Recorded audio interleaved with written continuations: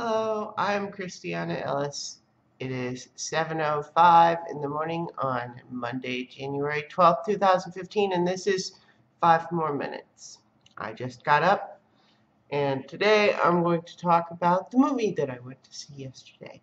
I went to see Whiplash, and wow, it's really good, you guys. I mean, I had heard lots of good things. In particular, what I had heard was on the podcast Doug Loves Movies. He frequently asks his guests, pretty much every time, in fact, what movies they've seen. And I felt like there was a whole string of episodes where almost everybody who came on there said that they had seen Whiplash and that it was really good. So, at least in my head, that was the primary thing. I knew generally that it was about drumming, that we had a kid who goes to music school, and then J.K. Simmons is a mean teacher there.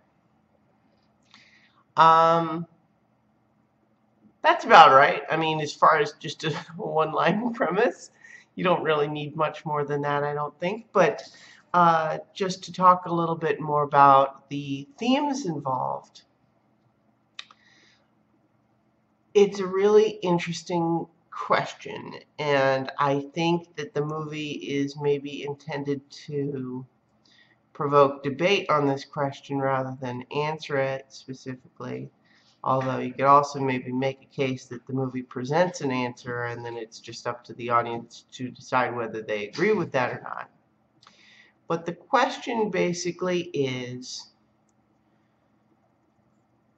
in order to be the best in the world at something, or even potentially to be better than the best, in the sense that you advance what is considered possible in a field, does that require that someone, basically, I guess it's the question about whether or not you can have someone be the best in the world at something and then also be a well-rounded, well-adjusted person, or whether it really takes someone who is obsessive in a potentially unhealthy way in order to work hard enough and push themselves hard enough at whatever their chosen field is. So basically what happens in this movie is that the J.K. Simmons teacher character is super mean.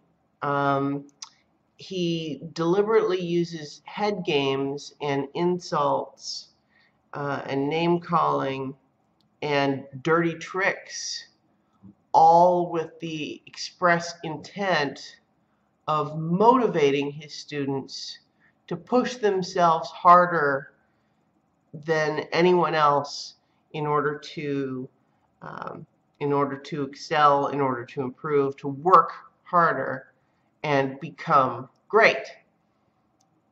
Only problem is, of course, that it's very much a harsh selection process, is that there's going to be a whole lot of people who are maybe not quite up to snuff and are going to be emotionally destroyed by this guy.